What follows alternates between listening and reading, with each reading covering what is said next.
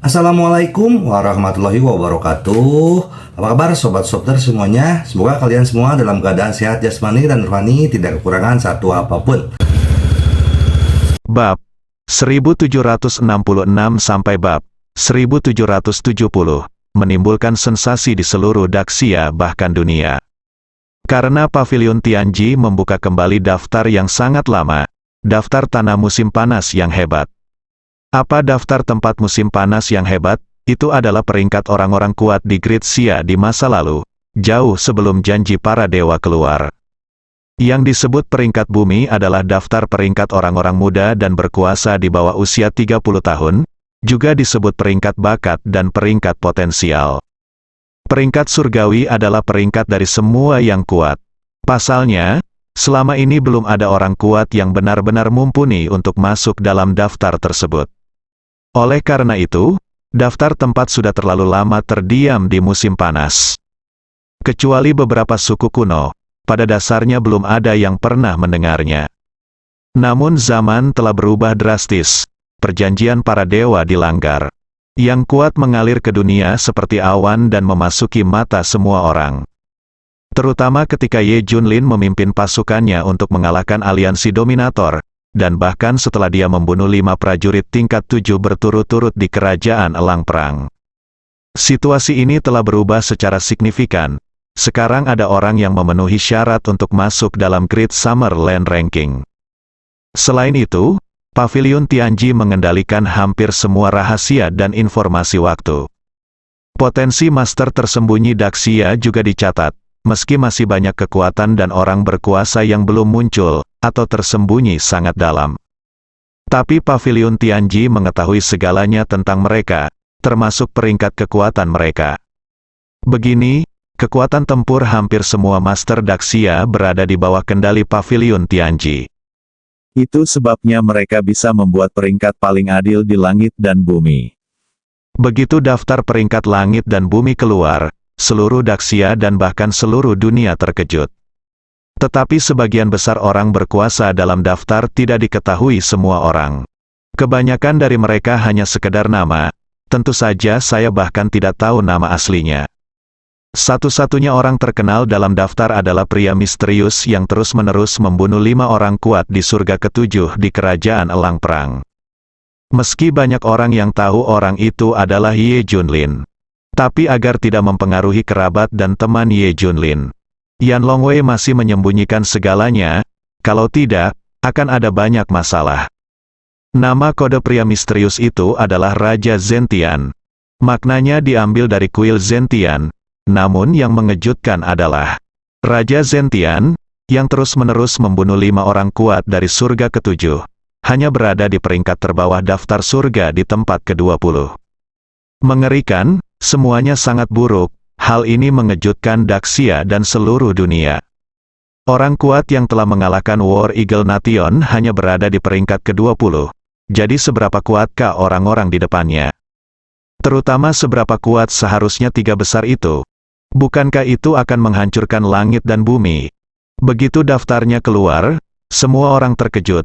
Daftar Tiandi adalah peringatan bagi seluruh dunia. Beritahu Anda seberapa kuat Daxia. Setidaknya ada 19 orang yang lebih kuat dari Raja Zentian. Selain itu, orang-orang kuat dari surga ketujuh bahkan tidak memenuhi syarat untuk masuk dalam daftar. Ini terlalu menakutkan. Siapa yang berani menyerang Daxia lagi? Mencari kematian? Anda tidak bisa mengatakan daftar ini palsu. Karena ini dari Pavilion Tianji, semua negara lain mengakuinya. Untuk sementara waktu, dunia seni bela diri di Daxia berada pada puncaknya, menunjukkan kecemerlangan yang belum pernah terjadi sebelumnya. Negara-negara lain di luar negeri bahkan lebih berkecil hati. Kali ini, Daxia ditarik sepenuhnya. Ye Junlin juga dengan cepat mengetahui tentang daftar langit dan bumi. Dia sama sekali tidak tertarik pada peringkatnya. Saya semakin penasaran dengan daftar ini. Dia juga bertanya pada Yan Longwei. Jawaban Yan Longwei adalah bahwa hal itu memang bermaksud menakut-nakuti negara lain, dan hal lainnya adalah mereka tidak memiliki kendali atas urusan Tian's Mansion. Tian's Mansion dan Yanlong Guard dianggap sebagai organisasi yang setara, mereka dapat bekerja sama satu sama lain, tetapi mereka tidak dapat saling memerintah. Ye Junlin membuka daftar peringkat lagi. Ada semua anak muda dalam daftar, dan Ye Junlin bahkan tidak mengenal mereka. Namun saat dia melihat akhirnya, ekspresinya berubah drastis. Tidak ada alasan lain, karena orang yang berada di urutan paling bawah adalah Junjun. Anak perempuannya, nama di akhir itu sangat menggelegar. Ye Junlin butuh waktu lama untuk pulih. Siapa yang membocorkan informasi tentang bakat Junjun? Faktanya, dia sengaja memblokir keluarga Li dan Zhao, sedangkan kota Wushuang ingin menyembunyikan Junjun, apalagi membocorkannya. Siapa yang membocorkannya? Terlebih lagi, Ye Junlin yakin jika Junjun mengandalkan kekuatan murni, dia tidak akan pernah bisa mencapai puncak. Dia telah meletakkan dasar yang kuat untuk Junjun tanpa membiarkannya meningkatkan kekuatannya. Satu-satunya alasan mengapa Junjun masuk dalam daftar adalah potensi Junjun. Seseorang menemukan bakat Junjun, itu sebabnya Junjun berada di peringkat terbawah daftar. Dan hal yang paling menakutkan adalah Pavilion Tianji menandai alasan masuknya daftar tersebut. Bakat anak ini adalah yang terkuat di Daxia selama ribuan tahun. Dengan cara ini, Junjun menjadi terkenal sepenuhnya. Jika dia besar nanti, dia mungkin akan menjadi nomor 1 di peringkat bumi dan langit di masa depan. Ye Junlin mengira seseorang telah membocorkan masalah tentang bakat Junjun. Faktanya, semua ini berada di bawah kendali Pavilion Tianji di Tian's Mansion. Pavilion Tianji lah yang memberi peringkat Junjun di peringkat bumi. Ye Junlin tersenyum tak berdaya. Ayah dan anak perempuannya masuk dalam daftar. Daftar surgawi dan daftar lokal, lucunya, semuanya ada di akhir. Dimasukkannya Zetianwang ke dalam daftar itu mengejutkan dunia. Dimasukkannya Junjun ke dalam daftar mengejutkan Daxia. Peringkat bumi adalah peringkat keajaiban, meskipun mereka yang berusia di bawah 30 tahun baik-baik saja. Tapi Junjun masih terlalu muda. Berapa umur Anda dalam daftar? Semua orang kaget setelah melihat daftarnya. Anak siapa ini? Apakah bakat ini terlalu menakutkan? Bahkan reputasi Junjun pun menyebar ke luar negeri. Ada begitu banyak orang kuat di Daxia, dan ada anak-anak dengan potensi seperti itu. Siapa yang bisa menghentikan mereka di masa depan? Setelah Ye Junlin bergegas kembali ke Jiangbei, rumah itu juga terbalik, karena semua orang tahu tentang peringkat langit dan bumi. Li Ziran dan mereka semua mengetahuinya. Banyak orang dari keluarga Li dan Zhao, serta klan Sishu, datang satu demi satu. Ini hanyalah masalah besar. Junlin, tahukah kamu? Li Ziran bertanya dengan tergesa-gesa saat melihat Ye Junlin datang. Ya, aku tahu, ini salahku karena tidak merahasiakannya. Ye Junlin menyalahkan dirinya sendiri. Sebagai seorang ayah, tentu saja dia ingin melindungi Junjun seumur hidupnya, dan dia bisa menjaga rahasia ini selama dia bisa. Sayangnya masih belum terselamatkan. Selanjutnya, Junjun akan berada dalam bahaya yang lebih besar. Pasti ada sekte yang ingin membawa Junjun kembali untuk melatihnya. Mirip dengan kultus Dewa Hitam di kota Wushuang. Selain itu, orang-orang kuat di luar negeri pasti tidak ingin Junjun tumbuh dewasa. Begitu Junjun tumbuh besar, dia akan menjadi ancaman bagi negara-negara luar. Jadi mereka akan mencoba yang terbaik untuk menyingkirkan Junjun dan menghentikannya sejak awal. Semua orang yang hadir tahu bahwa ini bukanlah acara yang membahagiakan. Junjun masih terlalu muda dan belum memiliki kemampuan untuk melindungi dirinya sendiri. Mereka tidak memiliki kemampuan untuk melindungi Junjun. Jika bahaya datang, siapa yang bisa menghentikannya? Jangan khawatir, selama aku di sini, siapa yang berani menyentuh Junjun? Ucap Ye Junlin dingin, kamu bisa menjatuhkannya. Sekarang masalah Junjun sama dengan mengolok-olok Lou. Aku ingin tahu berapa banyak orang yang bergegas untuk mendapatkan Junjun. Di masa depan, kita bahkan mungkin tidak dapat melihat anak-anak kita. Junjun, bukankah menyenangkan menjadi orang biasa? Beberapa orang tua memeluk Junjun dengan sedih. Tidak apa-apa jika kamu adalah Raja Zentian, tapi ku dengar Raja Zentian berasal dari klan Baolong. Beberapa orang menghela nafas, karena kerahasiaan Yan Longwei, berita tentang Raja Zentian tidak dapat dibocorkan. Ye Junlin berkata dengan suara dingin, "Tapi aku adalah raja berdampingan. Siapa yang berani menyentuh putriku?" Begitu Ye Junlin mengatakan ini, hampir tidak ada yang memperhatikannya. Semua orang masih berdiskusi. Wanita tua itu menyarankan, "Bagaimana kalau ini? Mari kita cari kekuatan besar untuk mendukung Junjun terlebih dahulu. Dengan cara ini, bahaya Junjun akan dihilangkan dan dia masih bisa memiliki masa depan yang baik." Saya setuju juga, usulan wanita tua itu disetujui oleh hampir semua orang. Tapi pertama-tama, kekuatan besar ini harus super kuat dan bisa menjamin keselamatan Junjun. Kedua, harus dari keluarga terkenal dan jujur. Kalau tidak, sama saja dengan mendorong Junjun ke dalam lubang api. Benar, jika Junjun dikirim ke cara yang tidak benar itu. Tapi semuanya sudah berakhir, semua orang mendiskusikannya. Ye Junlin mencibir, "Tidak ada kebaikan atau kejahatan di dunia pejuang. Yang ada hanya hutan belantara, tidak semua orang jahat itu jahat." Bagaimana dengan kota Wushuang? Di mata mereka, dia dianggap keluarga yang baik, bukan? Tapi tidak sama, mereka semua memanfaatkan Junjun. Bersikap baik pada Junjun sepenuhnya karena nilainya. Tentu saja, cara-cara menyimpang seperti sekte Dewa Hitam harus dihilangkan secara langsung. Ye Junlin, apa yang kamu bicarakan? Apakah kamu ingin secara pribadi mengirim Junjun ke tangan orang jahat? Kata kerumunan itu dengan marah. Ye Junlin mengabaikannya. Selama dia di sini, Junjun aman. Li Ziran dan yang lainnya berdiskusi untuk menemukan kekuatan yang kuat untuk menjadi murid Junjun.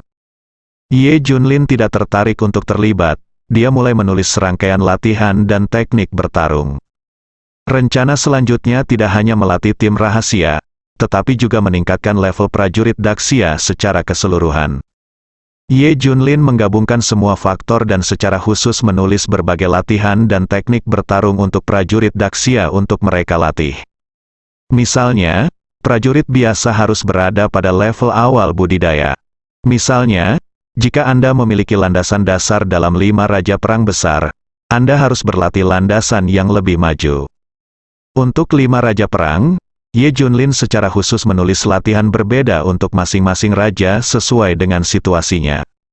Bahkan di era orang kuat saat ini, Ye Junlin masih ingin menciptakan pasukan yang tak terkalahkan. Selama ini, Raja Zentian dan Junjun sangat terkenal. Semakin banyak orang yang mengetahuinya, ada juga lebih banyak orang yang menggali informasi mereka. Informasi tentang Raja Zentian dan Junjun telah dijual dengan harga setinggi langit di web gelap dunia gelap. Namun ratusan orang masih membelinya. Hal ini menunjukkan rasa penasaran semua orang terhadap kedua orang tersebut. Ye Junlin juga dapat dengan jelas merasakan bahwa ada semakin banyak orang di dekatnya. Sepertinya sudah banyak orang yang mengincar Junjun. Ada orang lain yang mengincar Junjun, itu adalah Su Zengji. Di pangkalan, di kamarnya, di salah satu dinding, ada 3 foto. Itu milik keluarga Ye Junlin.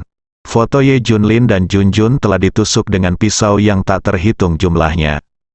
Ye Junlin, apa menurutmu aku tidak bisa membunuhmu karena kamu begitu kuat? Tunggu saja, itu akan segera terjadi. Dan bayi perempuanmu, betapa lucunya dia, dan betapa berbakatnya dia. Sungguh tak terbayangkan betapa bahagianya maukah kamu berada di masa depan, tapi aku pribadi yang akan mengakhiri kebahagiaanmu. Kata Su Zengji dengan gila. Ada diagram eksperimental di mejanya, dengan garis-garis padat dan rumus tersebar di mana-mana. Su Zengji menatap dengan gila, seolah ini adalah satu-satunya cara untuk mengalahkan Ye Junlin. Itu benar, segera, Su Zengji akan melakukan eksperimen yang gila dan hebat. Basis utama aliansi teknologi Shenlong memenuhi semua persyaratan untuk eksperimennya. Jika eksperimen ini berhasil, maka akan mengejutkan seluruh dunia dan menjadi bencana. Alasan utamanya adalah Su Zengji terlalu bebas di pangkalan. Tidak ada yang mengawasi atau membicarakannya, dan otoritasnya sangat tinggi. Dia dapat menggunakan hampir semua laboratorium tingkat tertinggi. Dia dapat melakukan hal sendiri demi kontribusi. Tidak ada yang meragukannya sama sekali. Dengan kata lain, Wen Lei biasanya lebih memperhatikan Su Zhengji, dan yang lain sangat ingin memenjarakan Su Zhengji. Alasan utamanya adalah Su Zhengji sangat cakap, dia telah membantu semua orang menyelesaikan banyak hal hanya dalam beberapa hari. Setelah menenangkan diri, Su Zhengji mengenakan pakaian pelindung dan datang ke area laboratorium pangkalan. Saya ingin menggunakan laboratorium nomor 3, orang yang menyetujuinya adalah Wen Lei. Dia secara rutin memeriksa Su Zhengji untuk melihat apakah dia memiliki bug atau peralatan lainnya. Oke, disetujui. Melihat Su Zhengji dan timnya memasuki laboratorium, Wen Lei selalu merasa sedikit aneh. Tapi dia tidak tahu secara spesifik, Su Zhengji sekarang memiliki otoritas yang semakin besar dan dapat menggunakan laboratorium nomor 3. Dia selalu merasa itu bukanlah hal yang baik, tapi semua orang sangat mempercayai Su Zhengji. Jangan biarkan apapun terjadi, Wen Lei mengusap kepalanya yang bengkak. Sisi lain, Ye Junlin meminta Raja Sitian untuk mengumpulkan semua token saudara-saudara Balai Zentian. Saat pertama kali kembali, Ye Junlin meminta Raja Sitian untuk membuat persiapan. Tidak ada tulang yang tersisa dari saudara-saudara ini, dan mereka bahkan lebih tidak bernama selama hidup mereka. Mereka hidup dalam kegelapan, tetapi mereka mendukung Daxia untuk maju. Setelah kematian mereka, Ye Junlin harus membangun makam untuk mereka. Dan terukir dengan nama mereka, saat ini, makam telah dibangun. Ye Junlin ingin memberi penghormatan langsung kepada saudara-saudaranya dan mengukir nama mereka di batu nisan mereka. Di pemakaman di suatu tempat di kota Fengtian di timur laut, Ye Junlin membawa Junjun bersamanya, diikuti oleh Sitian Wang dan lainnya. Bawakan pedangnya, Ye Junlin berkata dengan suara rendah. Seseorang di belakangnya melemparkan pedang panjang. Segera, Ye Junlin mengukir nama di batu nisan, makam Du Junhao, makam Gao Liangpeng, makam Zhang Hongming. Total ada 999 batu nisan, dan Ye Junlin menuliskan nama mereka satu persatu. Di belakang mereka, Raja Sitian dan yang lainnya berdiri diam. Setelah selesai mengukir, Ye Junlin mengambil sebotol anggur dan menuangkannya ke hadapannya. Dia mengangkat sisa setengah toples dan meminumnya dengan banyak. Semoga perjalananmu menyenangkan, saudara-saudara. Semua orang berteriak, hampir 1000 makam baru. Saat ini, sekelompok orang datang tidak jauh. Pemimpin pria itu memandang Ye Junlin dan yang lainnya dan berkata sambil tersenyum. Tuan, sepertinya itu adalah kuburan. Ku dengar mereka semua tewas di medan perang. Bahkan tidak ada satu mayat pun yang tertinggal. Kata seseorang di sebelahnya, sekelompok orang bodoh. Kalian semua sakit jiwa, jika kalian mati. Siapa yang akan mengingat kalian? Kalian masih berjuang untuk hidup kalian, dan pada akhirnya tidak ada satu pun tubuh yang tersisa. Pemuda itu tertawa. Beberapa orang di dekatnya menggema. Ya, benar, itu hanya sekelompok orang yang telah dicuci otak. Faktanya, mereka semua mati sia-sia. Mereka hanyalah sekelompok orang bodoh. Kamu masih melindungi Daxia, tapi kamu sebenarnya melindungi sekelompok orang bodoh dan bodoh. Mereka berdiskusi dengan hangat. Iya. Mereka juga mengeluarkan perintah untuk tidak mengizinkan mereka yang meninggalkan Daxia kembali. Ngomong-ngomong, Tuan Muda, bagaimana Anda bisa kembali? Semua orang memandang pemuda itu dengan rasa ingin tahu di wajah mereka. Ternyata pemuda tersebut juga kabur dari Daxia. Sekarang sudah kembali. Tampaknya perintah Ye Junlin tidak berpengaruh padanya. Namun, Ye Junlin mendengarkan kata-kata mereka dengan penuh perhatian. Kalian berhenti di sini, suara Ye Junlin seperti guntur. Dia tidak akan membiarkan saudara-saudaranya diejek dan dihina seperti ini setelah mereka meninggal. Terlebih lagi, dia sudah memberi perintah, bagaimana orang ini bisa kembali? Latar belakang dan kemampuan seperti apa yang Anda miliki untuk mengabaikan perintah pribadinya? Ada terlalu banyak pertanyaan. Ye Junlin harus mengurusnya. Setelah Ansiki dan rombongannya mendengar ini, mereka semua senang. Mereka berhenti dan melihat ke arah Ye Junlin dan yang lainnya. Nak, apakah kamu menelepon kami? Seorang Siki tersenyum pada Ye Junlin. Orang di sebelahnya mengingatkan, Tuan, Anda baru saja kembali, lebih baik tidak menimbulkan masalah. Anak ini semua salahku, ayo pergi dan lihat. Seorang Siki mendatangi Ye Junlin bersama para pelayannya. Wah, kenapa kamu memanggilku ke sini? Ye Junlin berkata dengan wajah dingin. Dua hal, yang pertama adalah berlutut dan meminta maaf. Dia terus mengatakannya tanpa terkejut. Begitu Ye Junlin mengucapkan kata-kata ini, An Siki dan kelompoknya tercengang. Minta kami berlutut dan meminta maaf. Mengapa? Seorang Siki tampak seperti baru saja melihat hantu. Apa yang baru saja kamu katakan? Apa kamu tidak memikirkannya? Orang-orang yang dikuburkan di sini semuanya adalah martir Gritsia. Jika kamu tidak menghormati dan menyembah, tetapi malah menghina mereka, kamu harus meminta maaf. Ye Junlin memandangnya dengan serius. Hahaha. Tanpa diduga, An Siki dan yang lainnya tertawa. Apakah aku benar? Mereka hanya sekelompok idiot, mereka mati bahkan tanpa meninggalkan tubuh. Mengapa kamu membicarakan hal ini? Seorang Siki mencibir, yang lain juga mengikuti. Ya, para idiot ini terlalu menyedihkan, bukan? Seluruh makam benar-benar membuat kita tertawa sampai mati. Mata Ye Junlin perlahan-lahan menyipit, dan niat membunuh yang agung menyelimuti seluruh tempat. Kenajisan di mulutmu adalah alasan untuk berlutut dan meminta maaf. Aku akan berlutut dan meminta maaf untuk yang terakhir kalinya. Ye Junlin seperti Raja Iblis, menekan An Siki dan kelompoknya dengan aura yang menakutkan. Tapi An Siki masih memiliki keberanian untuk mengatakan, apakah kamu tahu siapa saya? Identitas seperti apa yang harus kamu minta agar aku berlutut dan meminta maaf, Ye? Junlin meliriknya, ini pertanyaan kedua, dia baru saja selesai berbicara. Ye Junlin mengangkat tendangannya dan memukul kaki An Siki. Hanya mendengar bunyi klik, An Siki berlutut sambil menjatuhkan diri. Seorang Siki tidak menyangka Ye Junlin akan mengambil tindakan dan menjadi begitu kuat. Faktanya, An Siki memiliki kekuatan khusus di tubuhnya, dan Ye Junlin sudah lama menyadarinya, tetapi di matanya, dia sama lemahnya dengan semut. Bang! Bang! Bang! Ye Junlin menendang beberapa kali lagi, dan orang-orang yang tersisa berlutut di tanah, mengeluarkan semburan jeritan. Minta maaf, Ye Junlin berkata dengan tenang. Aku tidak minta maaf, aku tidak salah.